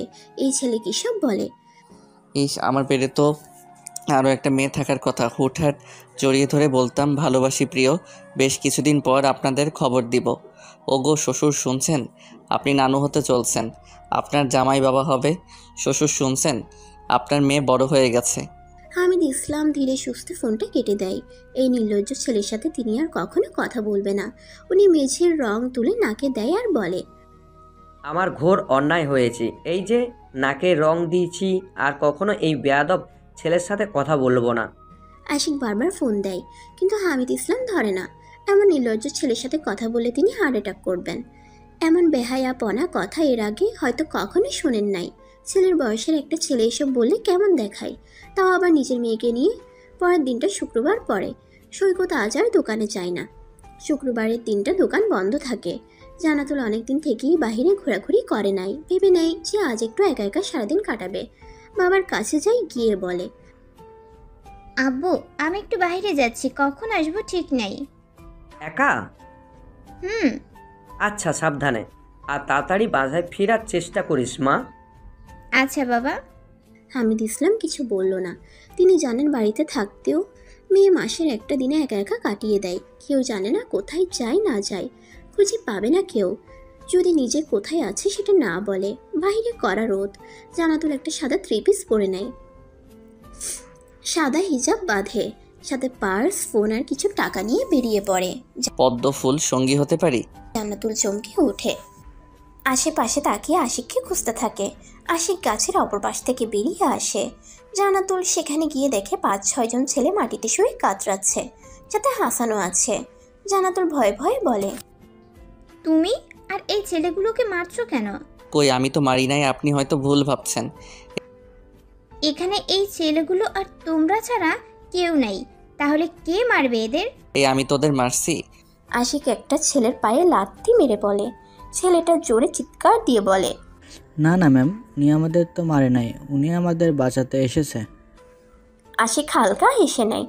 জান্নাতুল ভ্রু কুচকে ফেলে। একা সময় কাটাবে, হয়ে গেছে। আশিক এখন সঙ্গ নিবে খুব ভালো করেই জানে সে। আশিক হাসানের উদ্দেশ্যে বলে, ওনাদের হসপিটালে ভর্তি করিয়ে দে হাসান, আমি একটু পদ্মফুলের সাথে হাঁটি। হাসানের সাথে তুমিও বাড়ি ফিরো। সরি পদ্মফুল। হাসান অবাক হয়ে আশিকের কাণ্ড দেখছে। হসপিটালে ভর্তি করাবে, এটা কি হওয়ার ছিল নাকি? আশিক খুব আড়ালে হাসানকে একটা চোখ টিপ দেয়। হাসান ঠোঁট প্রসারিত করে হেসে সবাইকে নিয়ে চলে যায়। জানাতুলের সাথে আশিক হাঁটতে থাকে। হাঁটতে হাঁটতে আশিক বলে, পদ্মফুল যদি বলি ভালোবাসি, তাহলে বলবো বেয়াদবি বাদ দাও। আপনি কি জানেন আমি আপনার প্রতি দুর্বল? আশিক, তুমি আসতে পারো। আমি আজকের দিনটা একা কাটাতে চাই। আমি আপনাকে ভালোবাসি পদ্মফুল। জানাতুল বিরক্ত নিয়ে জোরে জোরে হাঁটতে থাকে। আশিক পিছে পড়ে থাকে। নাম না জানা বিভিন্ন ফুল কিনে আড়াল থেকে জানাতুলের বেশ কিছু ছবি তুলে ফুলগুলো নিয়ে জানাতুলের সামনে গিয়ে দাঁড়ায়। জানাতুল প্রকুচকে বলে, কি হয়েছে? পদ্মফুল, ও পদ্মফুল গ্রহণ করো এই অবুধ শিশুর প্রপোজখানা। আশিক, পদ্মফুল করো না গ্রহণ। বিরক্ত করো না। জানাতুল দূরে যেতে চাইলে আশিক হাত ধরে টান দেয়। জানাতুল আশিকের বুকে এসে লেপটে যায়। আশিক কপালে একটা চুমু দিয়ে নাকে নাক ঘষে। জানাতুল কেঁপে ওঠে। আশিকের থেকে হাত ঝাড়া দিয়ে দূরে সরে যায়। জানাতুল চিৎকার করে বলে, আশিক, বাড়াবাড়ি করছো কেন? মানুষ দেখছে আমি তোমার ম্যাম হই, ভুলে যাচ্ছ। আমি আপনাকে ভালোবাসি, এটা কেন বুঝতে পারছেন না? নাকি বুঝেও না বোঝার ভান করছেন? এই ভালোবাসা নিজের কাছে রেখে দাও, তুমি কখনো আমাকে পাবে না। জানাতুল দূরে সরে যায়। আশিক মুখটা ইনোসেন্ট বানিয়ে একটা সরি বলে, তারপর আবারও হাঁটা শুরু করে। জানাতুল বিরক্তিকর মুখ নিয়ে বলে, তুমি এই সাহস কই পাও? আমাকে কিস করছো কোন সাহসে?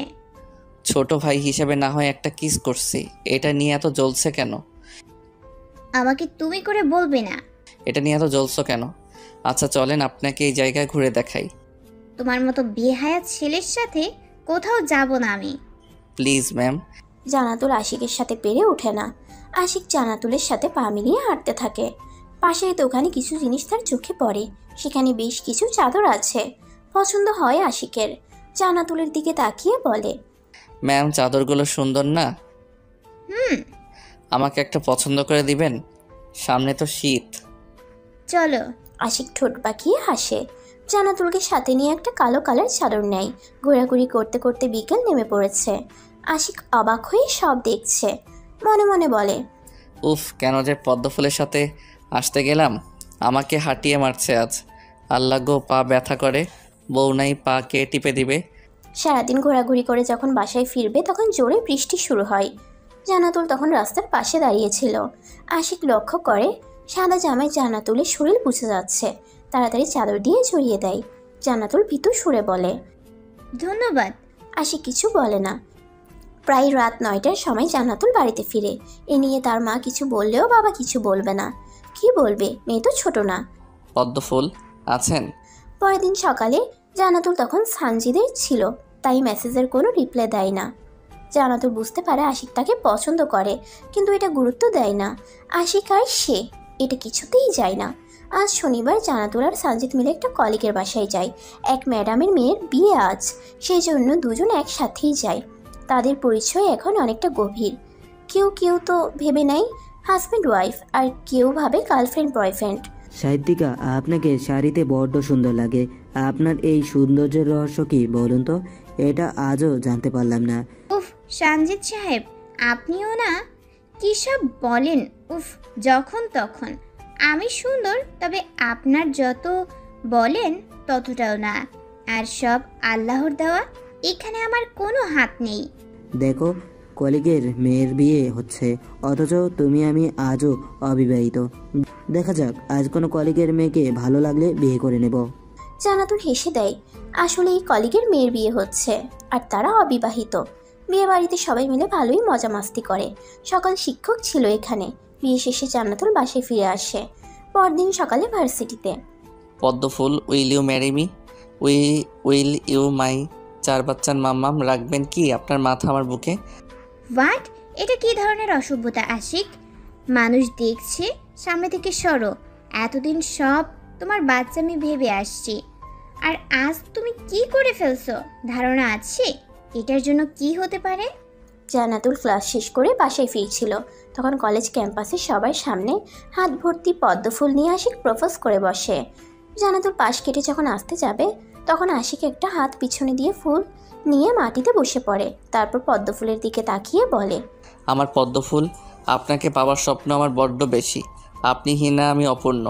আপনার প্রতিটা অংশ আমার ভালোবাসা।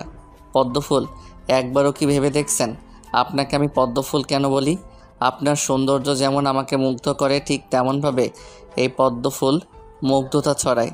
পদ্মফুল, আপনি আমার হয়ে যান। আপনাকে পৃথিবীর সব সুখ এনে দিব, কখনো অভিযোগ করার সুযোগ দিব না। আমি আপনার পবিত্রতা হতে চাই। আশিক, স্টপ প্লিজ। তোমার এই ভুলের জন্য আমার চাকরিটাও চলে যেতে পারে। সব কিছুর একটা লিমিট থাকে। আপনি চাকরি হারানোর ভয়ে অ্যাকসেপ্ট করছেন না আমাকে বিয়ে করেন, কোনো কাজ করতে হবে না। আমাকে বিয়ে করার মতো যোগ্যতা আর বয়স কোনোটাই তোমার নেই। আর কখনো যেন আমার সামনে তোমাকে না দেখি। জান্নাতুল আশিকের গালে দুটো চড় বসিয়ে দেয়। আশিক এতে হালকা হাসে। এমনটা হবে সে তো জানতো, কিন্তু তার যোগ্যতা নিয়ে কথা বলল, কি নেই তার? টাকা পয়সা সব আছে। জান্নাতুল জোর পায়ে সেখান থেকে চলে যায়। আশেপাশে অনেকেই এই দৃশ্য দেখে। কেউ কেউ তো হেড অফিসে জানিয়ে দেয়, আবার কেউ কেউ আশিকের উপর মজা লুফে নেয়। আশিকের দিকে হাসান রাগী চোখে তাকিয়ে চিল্লিয়ে বলে ওঠে, ভালো হয়েছে না? সবার সামনে তোর পাগলামি না করলেই চলে না, তাই না আশিক? সব কিছুর একটা সুযোগ সময় থাকে। আর তুই কি না সবার সামনে ম্যামকে প্রপোজ করে বসলি? মাত্র 3টা মাস কেটে গেল, আরও কয়টা মাস যাক। যাকে ভালোবাসি তাকে সবার সামনেই গ্রহণ করে নিব। লুকিয়ে ভালোবাসবো না, আর লুকিয়ে বিয়েও করব না। বিয়ের সময় হাজার হাজার মানুষ থাকবে। চট দিয়ে একদম গাল লাল করে দিব। এইটুকু ছেলে হয়ে ম্যামকে প্রপোজ করিস, তোর লজ্জা করলো না এমনটা করতে? আমার লজ্জা করে না, কারণ ভালোবাসলে লজ্জা করতে নেই। বুক ফুলিয়ে ভালোবাসি বলা শিখতে হয়। আর ভাইয়া, তুই ভুলেও আমার পদ্মফুলের দিকে নজর দিবি না। হাসান, তোর ভাইকে বলে দিবি পদ্মফুল শুধু আমার। আশিক বড় বড় পা ফেলে ক্যাম্পাস থেকে বেরিয়ে যায়। পিছনে ফেলে যায় হাহাকার। সঞ্জিত মাথার চুল খামছে ধরে। সে কি তবে আবারও ভালোবাসা হারিয়ে ফেলবে? ঠিক করে নেই, আজই সাহিত্যিকার বাসায় বিয়ের প্রস্তাব পাঠাবে। সাহিত্যিকা বিয়ে করবেন আমাকে? ভালোবাসেন আমাকে? জান্নাতুল এমনই থেকে বিরক্ত হয়ে আছে। আজ ভার্সিটিতে শিক্ষকরা কথা শোনাইছে অনেক, তার উপর সঞ্জিত বিয়ের প্রপোজাল দিয়ে বসে। তাই রেগেই মেসেজটা করে। সঞ্জিত ভাবে যদি রাজি না হয় তাহলে তো সে নিজেই কষ্ট পাবে, আর ভালোবাসি বলে রিজেক্ট হলে ফ্রেন্ডশিপও নষ্ট হবে। তাই বলে, ভালোবাসি না, তবে হ্যাঁ ভালো লাগে তোমাকে সাহিত্যিকা। ভালো লাগা থেকে একসময় ভালোবাসা তৈরি হবে, তাই আমি তোমাকে বিয়ে করতে চাই। তুমি যদি রাজি থাকো তাহলে মা বাবাকে তোমার বাসায় পাঠাবো।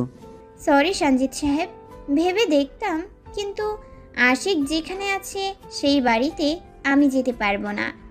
আমাকে দেখলে একটুর জন্য হলেও আশিক কষ্ট পাবে। আশিক কষ্ট পেলেও না পেলেও এটা নিয়ে তুমি ভাবছো কেন? আর তুমি চাইলে আমি তোমাকে নিয়ে আলাদা থাকবো। আমার বিয়ে ঠিক হয়েছে সঞ্জিত সাহেব। আমি আজ দেশের বাড়ি ফিরছি রাতের গাড়িতে। সমস্যা নেই, বাসায় গিয়ে আপনাদের ইনভাইট করব। ভালো থাকবেন। জান্নাতুল আর কোনো মেসেজে রিপ্লাই করে না। ব্যাগপত্র গুছিয়ে নেয়, ঠিক করে এখানে থাকবে না। কয়টা দিন নিজ জন্মস্থান থেকে ঘুরে আসবে। তাছাড়া গ্রামের বাড়িতে ছেলে দেখা শুরু করছে, তাই যেতে হবে তাকে। একসাথে দুটোই হবে, সেজন্য রেডি হয়ে নেয়। জান্নাতুল সৈকতকেও সাথে নেয়। আশিকের দোকানে আর কাজ করতে দিবে না সে। আপু, সামান্য এটা কারণে তুই আমাকে জবটা করতে দিবি না? এটা সামান্য হতে পারে, সেটা তোর কাছে।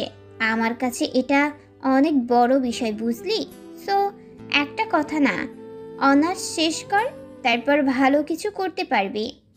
এখানে যা দিচ্ছিল তা দিয়ে আমার চলতে সুবিধা হতো না? তাছাড়া আশিক ভাইয়া তোকে সত্যি ভালোবাসে। তুই হুট করে অন্য কাউকে বিয়ে করার সিদ্ধান্ত নিতে পারিস না। চুপচাপ রেডি হ, আব্বু আম্মু রেডি হয়েছে, আমাদের জন্য ওয়েট করছে। আপু প্লিজ। আমি বেশি কথা বলতে চাই না। আমার চাকরির 3 মাস হচ্ছে মাত্র। এখনই এত কিছু শিক্ষকরা বলে দিছে। আমি যেন বিয়ে করি, তারপর ভার্সিটিতে পা রাখি। তাহলে আশিক ভাইয়াকে বিয়ে কর। আমার সাথে তাকে মানায় না। সকাল 7টার সময় নিজ বাসস্থানে এসে পৌঁছায়। বাসায় এসে সবাই ফ্রেশ হয়ে নেয়। জান্নাতুল গাড়িতে ঘুমাতে পারে না, সেজন্য গোসল করে শুয়ে পড়ে। ঘুম ভেঙে যায় বেলা 11টার সময়। উঠে খাওয়া দাওয়া করে একটু বাহিরে ঘুরতে বের হয়। এবার অনেক সময় নিয়ে বাসায় ফিরছে। 3 মাস পর বাসায় ফিরছে। ঈদে আসছিল শুধু। হাঁটতে হাঁটতে একটা বাড়ির সামনে চলে আসে। কখন আসছে নিজেই বুঝতে পারে না। বাড়িটার দিকে তাকিয়ে একটু দীর্ঘশ্বাস ফেলে। হুট করে একটা বাচ্চা ছেলে তার সামনে এসে দাঁড়ায়। জান্নাতুল ভ্রু কুচকে হাঁটু মুড়ে বসে। হেই পিচ্ছি, একা একা রাস্তায় কি করছো? ভয় করে না? পিছন থেকে একটা কণ্ঠ জান্নাতুলের কথা বলে থামিয়ে দেয়। পিছনে তাকিয়ে তার চোখের পলক ফেলাও থমকে যায়। মিয়ে যাওয়া কণ্ঠে বলে, মায়ারাজ। জান্নাতুলের সামনে তার অতীত দাঁড়িয়ে আছে। অতীত, তার ভালোবাসা, এক্স বয়ফ্রেন্ড। আজ সে একটা সন্তানের বাবা। জান্নাতুল বুঝতে পারে ছেলেটা হয়তো তাহসিনের সন্তান। জান্নাতুল চলে আসবে তখন পিছন থেকে তাহসিন ডাক দেয়, মায়াবতী, কেমন আছো? ভালো আছি, আলহামদুলিল্লাহ, অনেক ভালো আছি আমি। তুমি কেমন আছো? আমিও ভালো। বাসায় কবে ফিরছো? ভার্সিটিতে সময় কেমন কাটছে? ভালো। তুমি কি এখনো আমার উপর রেগে আছো মায়াবতী? মায়াবতী কখনো তার মায়ারাজের ওপর রেগে থাকতে পারে না। যে সময় রাগ করার অধিকার ছিল সেই সময় রাগ দেখাতে পারি নাই। এখন রাগ দেখাবো কিভাবে? মাফ করে দিও মায়াবতী। আমি জানি বড্ড অভিমান করে আছো। হয়তো এতটা খারাপ লাগতো না তোমার, যতটা লাগছে যখন শুনেছো আমি আমার এক্স জিএফকে বিয়ে করেছি। না তো, তুমি সুখী আছো মানেই আমি সুখী। ভালোবাসা তো সেটাই, তাই না? তুমি তো বলেছিলে যাকে ভালোবাসি তাকে ভালো থাকতে দেওয়া উচিত। সে ভালো আছে মানেই আমি ভালো। জান্নাতুল আর কিছু না বলে উল্টো দিকে হাঁটা দেয়। পিছনে তাহসিন একটা দীর্ঘশ্বাস ফেলায়। তখন যদি মা সুইসাইডের ভয় না দেখাইতো তাহলে আজ হয়তো তার মায়াবতী কষ্ট পেত না। পিছন থেকে তাহসিনের ওয়াইফ সবটাই দেখে, কিছু বলে না, তবে ভেবে নেয় তাহসিনের মায়াবতীকে সব সত্যি জানাতে হবে। মায়ারাজ, হ্যাঁ মায়াবতী, বলুন। আপনি আমার দিকে এইভাবে তাকিয়ে আছেন কেন? আপনাকে দেখার তৃষ্ণা যে আমার মিটে না মায়াবতী। আপনি এইভাবে তাকিয়ে থাকবেন না মায়ারাজ। কেন মায়াবতী? আমার লজ্জা করে খুব। আপনার লজ্জা মাখা মুখখানি আমার বড্ড ভালো লাগে মায়াবতী। এভাবে আর দেখবেন না, আপনার কলঙ্ক লেগে যাবে আমার গায়ে। লাগুক না, আমি যে আপনাকে আমার কলঙ্কের ভাগীদার করতে চাই। আপনিও না? সৈকতের ডাকে জান্নাতুলের ধ্যান ভাঙে। একটা সময় যখন জান্নাতুল নদীর ধারে বসেছিল তখন তাহসিন তার দিকে এক ধ্যানে তাকিয়েছিল। সেই সময় তাদের যে কথাগুলো হয় সেটাই সে এতক্ষণ ভাবছিল। সৈকত জান্নাতুলের হাতে একটা চিরকুট দেয়। জান্নাতুল ভ্রুকুচকে চিরকুট খুলে পড়তে লাগে। মায়াবতী, আমার তাহসিনের মায়াবতী, আমাকে মাফ করে দিও। তোমার ভালোবাসা আমি চিনে নিতে চাইনি। আমার শাশুড়ি তাহসিনের মা আমার মামির মতো। একটা সময় আমাদের সম্পর্ক নষ্ট হওয়ার পিছনে আমারই দোষ ছিল। অতিরিক্ত কেয়ারিং আমার পছন্দ ছিল না, কিন্তু তাহসিন সব সময় একটু বেশি বেশি সেটাই করত। তাই তাকে ছেড়ে যেতে বাধ্য হই আমি। তবে তোমাদের সম্পর্ক যখন তৈরি হলো তখন দূর থেকে দেখে হিংসে হতো আমার, কিন্তু আমি চাইতাম তাহসিন ভালো থাকুক, তাই কিছু বলতাম না। হুট করে মামিমা আমার আর তাহসিনের বিয়ে ঠিক করে। তাহসিন রাজি না হওয়ায় মামিমা ওকে সুইসাইডের ভয় দেখায়। জানোই তো তাহসিনের বাবা নেই, সেজন্য মায়ের জন্য বড্ড ভয় পায় ছেলেটা। তবে তাহসিন ভাবছিল শুধু ব্ল্যাকমেল করেছে আর কিছুই না, তাই তোমাকে পালিয়ে বিয়ে করবে বলে ভেবে নেয়। কিন্তু পরে মামিমা সত্যি আত্মহত্যা করতে চায়, সেজন্য তাহসিন এক প্রকার জোর করেই আমাকে বিয়ে করে। তুমি তাহসিনকে ভুল বুঝো না। আর তোমার ভার্সিটিতে জবটাও তাহসিন নিয়ে দেয়। আশা করি তুমি আমার তাহসিনের সামনে আসবে না আর। তাহসিন তোমাকে দেখলে দুর্বল হয়ে পড়ে। ইতি, তাহসিনের ওয়াইফ। মানুষটাকে কখনো আমি ভুল বুঝি নাই, কিন্তু যে মানুষটার প্রতি আমার অভিমান ছিল আজ সেই অভিমান কেটে গেল আমার। মায়েরাজ, তোমাকে তো কখনো ঘৃণা করিনি আমি, ভালোবাসার মানুষকে কখনো ঘৃণা করা যায় না। জান্নাতুল চিঠি পড়ে বিছানায় গায়ে দিয়ে দেয়। বিকেল হয়ে আসছে, ছেলে পক্ষ দেখতে আসবে কিছুক্ষণের মধ্যে, তাই উঠে শাড়ি পরে রেডি হয়ে নেয়।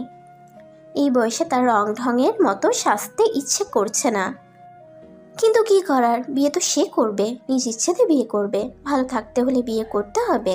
বাহির থেকে ডাক পড়লে জান্নাতুল বাহিরে যায়, পাত্রপক্ষের সামনে বসে। ছেলের বয়স 35 বছর, একজন সফল বিজনেসম্যান, কোনো টাকা পয়সা তারা নিবে না। জান্নাতুল অবাক হয়, ছেলেটা দেখতে শুনতে সব দিক দিয়েই ভালো, এত ভালো সম্বন্ধ হয়তো সে আশা করে নাই। মা বাবাকে জানিয়ে দেয় ছেলে পছন্দ হয়েছে তার। বিয়ের ডেট ঠিক করা হয় আজ থেকে ঠিক 8 দিন পর। 15 দিনের ছুটিতে আছে সে। জান্নাতুল ফোনটা নিয়ে ছাদে যায়, ফোন দেয় সাজিদের কাছে। কেমন আছো সঞ্জিত সাহেব?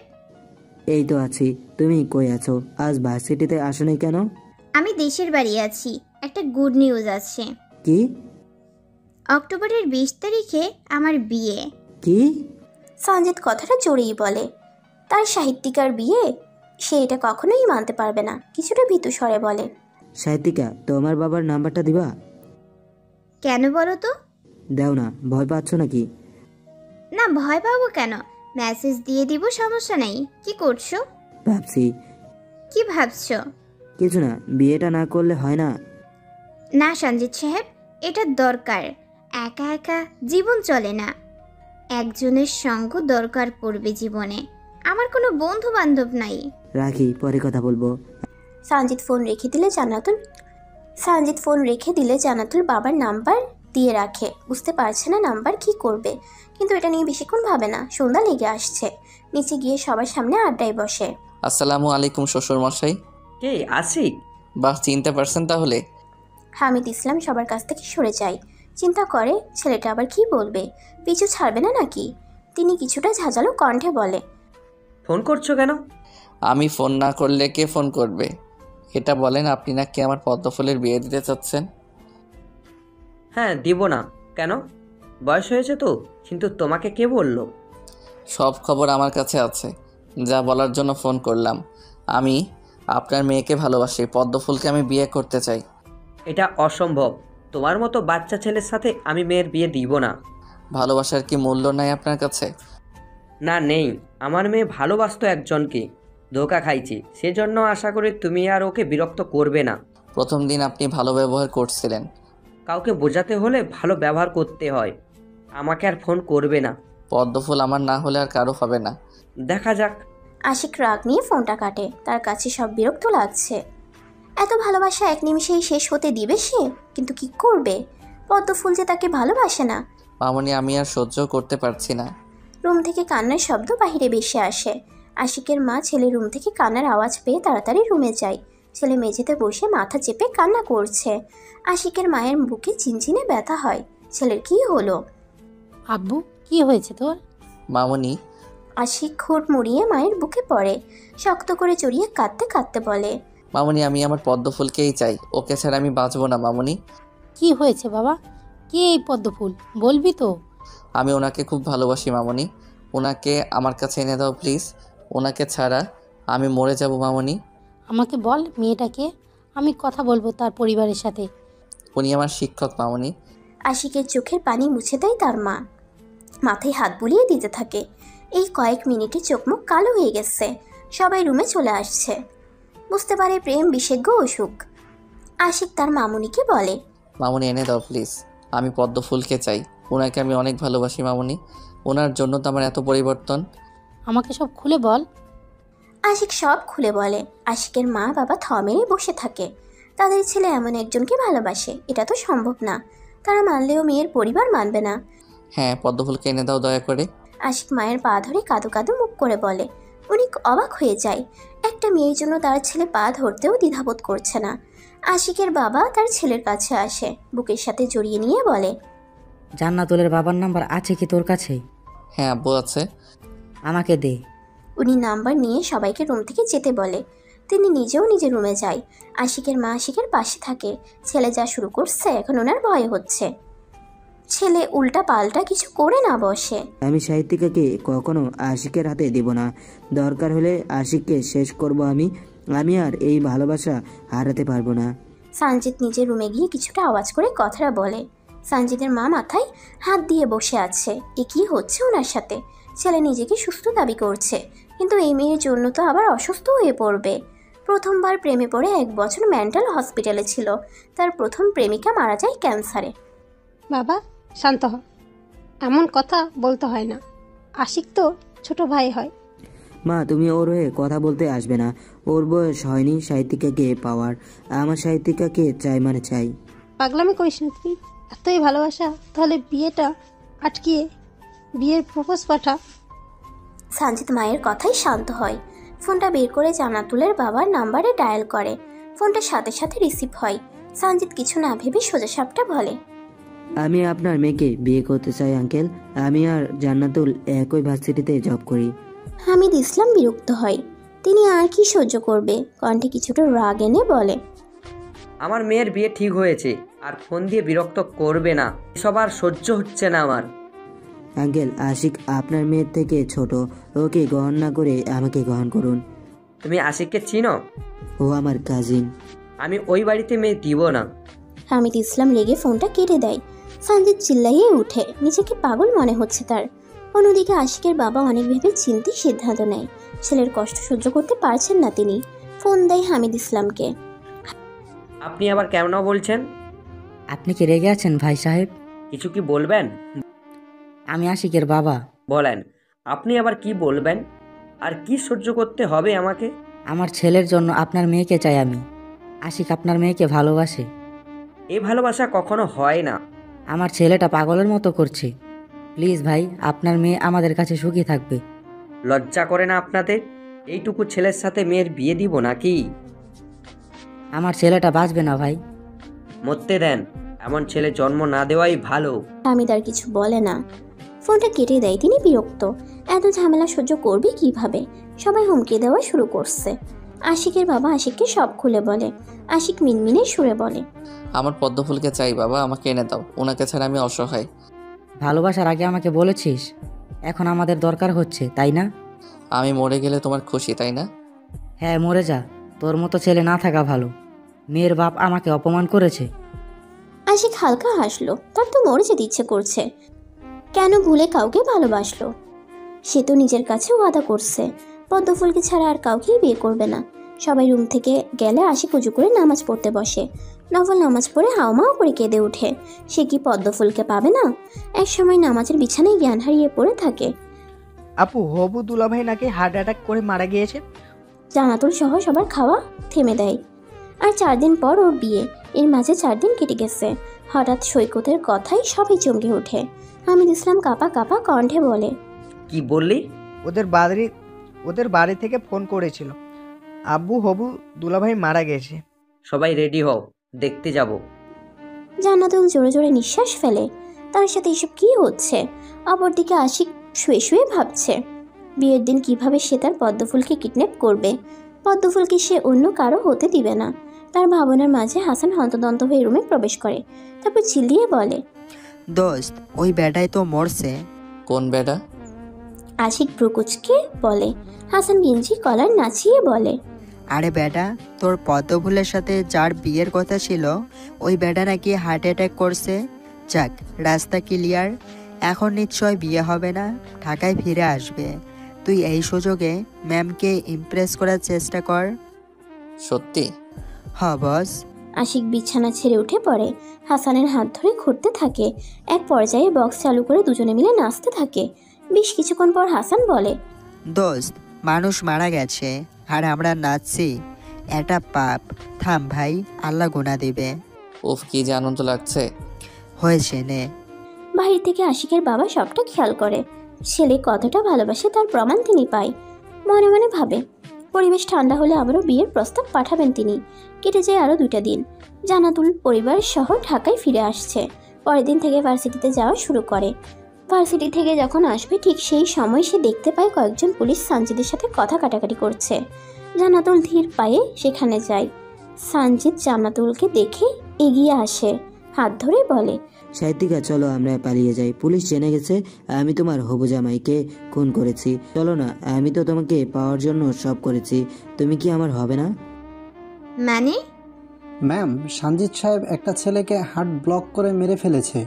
তখন কেউ বুঝতে পারে নাই, কিন্তু আজ সকালে একজন সিসি ক্যামেরা চেক করতে গিয়ে দেখে এই ছেলেটা একটা ইঞ্জেকশন দেয় আর তার কিছুক্ষণ পর আপনার হবু বর মারা যায়। এসব কেন করলে সঞ্জিত? আমি তোমাকে ভালোবাসি। জান্নাতুল সঞ্জিতের গালে দুটো চর বসিয়ে দেয়। নিউজটা ভাইরাল হতে সময় লাগে না। সঞ্জিতকে যখন পুলিশ নিয়ে যাবে তখন সঞ্জিত পুলিশের হাত থেকে একটা বন্দুক ছিনিয়ে নেয়। তারপর দৌড়ে জান্নাতুলের কাছে আসে, ওর মাথায় বন্দুক তাক করে। আশিক খবর পেয়ে সাথে সাথে ভার্সিটিতে আসে। ঘটনা এত তাড়াতাড়ি ঘটে যায় তা বুঝতে সময় লাগে সবার। সঞ্জিত চিৎকার দিয়ে বলে, সাহিত্যিকা আমার না হলে আর কারো হবে না, ওকে সাথে নিয়ে আমি মরবো। সঞ্জিত, আমাকে ছেড়ে দাও। সঞ্জিতের হাতে বন্দুক আছে দেখে পুলিশ কিছু করতে পারে না। আশিক দৌড়ে যখন জান্নাতুলের কাছে আসবে তখন সঞ্জিত একটা গুলি ছুড়ে দেয়। গুলিটা সোজা আশিকের মাথায় গিয়ে লাগে। পুলিশ উপায় না পেয়ে সঞ্জিতকে সেখানেই মেরে ফেলে। জান্নাতুল থ মেরে যায়। কি হয়ে গেল এই সময়ের মধ্যে?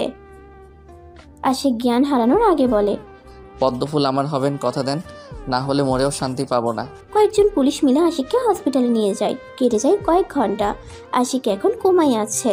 কই থেকে কি হলো সেটা ভাবতেই জান্নাতুলের মাথা খুঁয়ে উঠছে। এখন সে হসপিটালে পড়ে আছে, নড়ার শক্তি নেই শরীরে।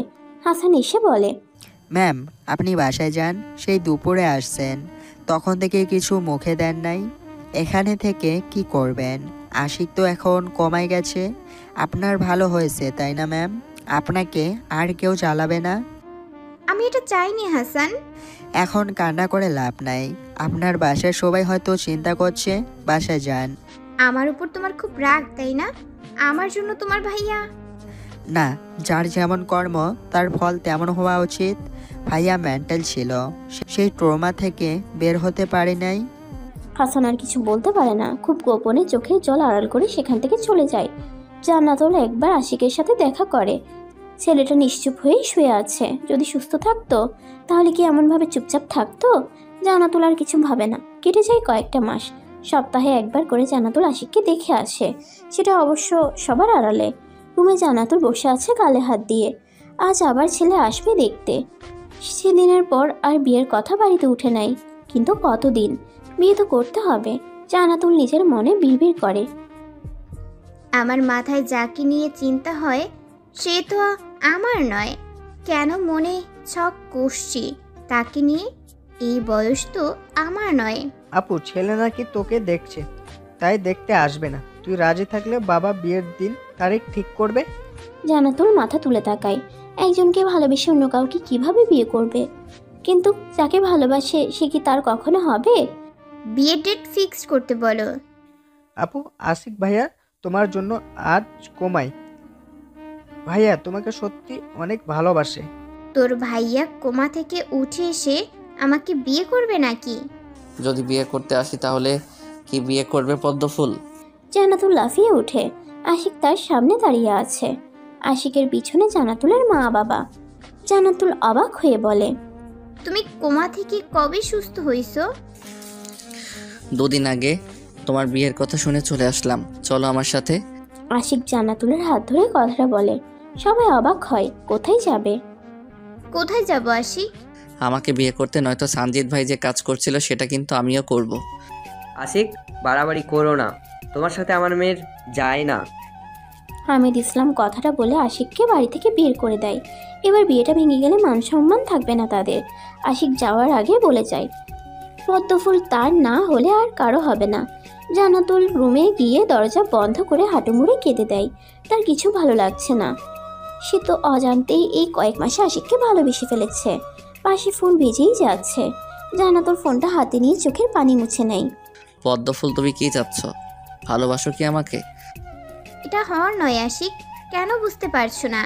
হসপিটালের নার্স আমাকে বলল আমার পদ্মফুল নাকি আমাকে দেখতে আসতো, সেটা কি তাহলে স্টুডেন্ট ভেবে? আমার কাল বিয়ে আশিক, বাবা তাড়াতাড়ি বিয়ে দিতে চায়। তুমি কি চাও সেটা বলো। যদি আমাকে 1 বিন্দু ভালোবাসো তাহলে কাল নিতে যাব। যদি বলি ভালোবাসি না তাহলে? ভিডিও কল দাও, নিজ চোখে আমার মৃত্যু দেখবে। জান্নাতুল ভয়ে কেঁদে দেয়।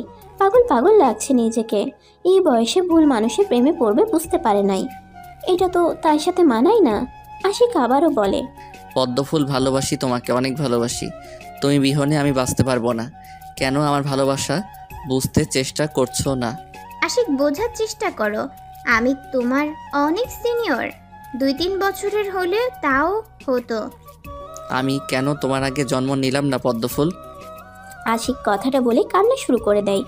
জান্নাতুল বুঝতে পারে ফোনটা কাটার আগে মিনমিনে সুরে বলে, তোমার জন্য আমার মনে অনুভূতি জন্ম দিয়েছে আশিক। আর কিছু বলার সুযোগ না দিয়ে ফোনটা রেখে দেয়। আশিক বেশ কয়েকবার ফোন করে কিন্তু রিসিভ হয় না। প্রায় 5 মিনিট পর খবর আসে ছেলে অ্যাক্সিডেন্টে মারা গেছে। জান্নাতুলের পরিবার মাথায় হাত দিয়ে বসে আছে। এ কি হচ্ছে? এটা আশিকের কাজ না ভালো করেই বুঝতে পারছে। আশিক 20 মিনিট আগেই এখান থেকে গেছে, আর ছেলে মারা গেছে 30 মিনিট আগে। হামিদ ইসলাম উপায় না পেয়ে আশিকের পরিবার থেকে সবাইকে ডেকে পাঠায়। বেশ সময় নিয়ে আলোচনা করে বিয়েটা ঘরোয়াভাবে সেরে ফেলে। আশিক সবার সামনে হামিদ ইসলামের গালে একটা চুমু দেয়। হালকা হেসে ওঠে সবাই। সেদিনের পর কেটে যায় 10 বছর।